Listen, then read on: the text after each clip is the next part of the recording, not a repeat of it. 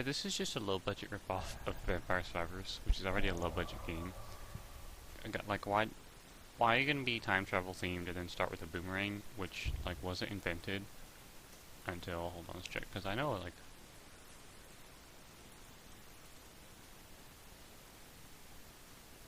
yeah, see, boomerangs are from like the 40s to 50s, so why would you have it in the Dark Ages?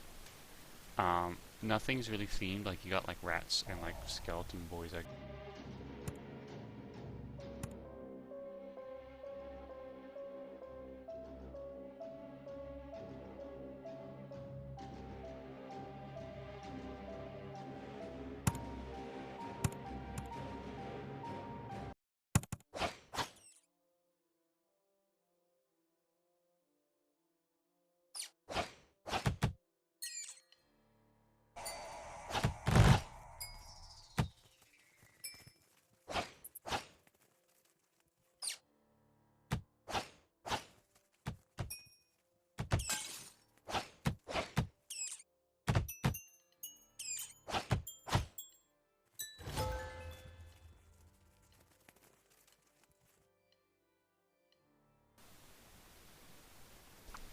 yeah, this game just feels like a cheap ripoff of Vampire Survivors. Like there's like almost no soundtrack.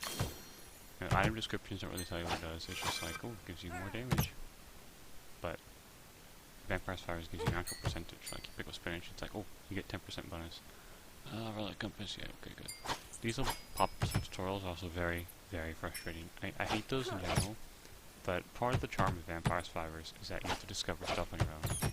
And there's no stupid secret combo to unlock something, you just play the game. And when you have a bunch of pop-ups explaining basic mechanics, it quickly becomes frustrating, especially because it just fully interrupts the gameplay. Although there's like not much here, but yeah, like you can like unlock these slots with the meta progression, and that's okay, I guess. But I just kind of feel like unlocking a bunch of basic stuff behind meta progression, bad game design, because part of the appeal of roguelikes is that you can just go through the whole game on skill. And with the rogue genre, I guess it doesn't really do that. You kind of have to work on the progression, otherwise you can't really do anything. And it's just annoying because whereas in Vampire Survivors you can like survive a close encounter and go, oh yeah, I barely scraped out of that, it was great. In this game it's just like, oh great, I didn't upgrade my damage enough, so now I'm gonna die. And I've noticed a lot of games do that, a lot of roguelikes, the progression do that. They'll make the game kind of unbeatable unless you've leveled up at least some of the stuff, and it ends up being kind of like other games do. It's a bit annoying because I love the genre of roguelikes, it's one of my favorites, but when you design your game in a way that prevents players from doing much unless they've upgraded things, it makes it kind of blend in with other genres. Because like that's how most games work. For example, you could beat the final boss with the starter weapon, but it would be really hard. So you are not forced, but almost required to progress. Whereas in roguelikes, or roguelikes with bad design, like I said, it's just like a binary state of, oh, you didn't get enough plus 60% damage upgrades, so you're gonna die, good job, go back to the main menu and spend your coins. And it gets frustrating again. And this little compass is also annoying. Why is it in the corner? Go put it on the side of the screen. Put it on the side of the screen, like Vampire Survivors does. Okay.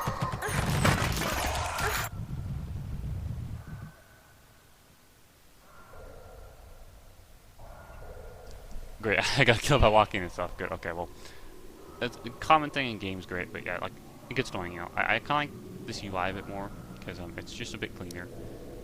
You can get this stats overview, even though it's kind of there already, but it's good. Like, the music's also just overpowering. Like, you get this menu, goes, I'll put a little clip of it, but this menu, with max music, it goes just all the way up and just deafens you, and in that clip, you just cannot understand me at all. And it's just, it gets very frustrating. Also, I just lost all my coins for some reason, okay. Or did I only get like 7 of them? But, like, you know, you also don't, like, I'll put my other clips there too, but like, you start with these weapons, you can upgrade them. Why would you be able to upgrade the gear like that? It kind of defeats the point of finding gear, right? Because if this isn't as good without the permanent upgrades, then why bother with it? You know, why not just grind out coins and upgrade it all? And yeah, granted, Vampire Survivors has upgrades too. I'm sure some people are thinking that, but that game only lets you upgrade your character, not the weapons. To upgrade weapons, you have to play the game. Like, you have to be in a run. You can't just go, oh, plus 50% more damage from a menu. Another pop-up. I don't care. I'm not going to use a hologram thing. It's useless. Yeah, it's just... Also, like, so you just instantly get assaulted by a huge wave. Like, it's been 10 seconds, and I'm already almost half health. Like, don't put some huge assault at the start. That's just annoying. Like, that should happen later on, not immediately afterwards. The achievement for destroying bases, yeah, like, just...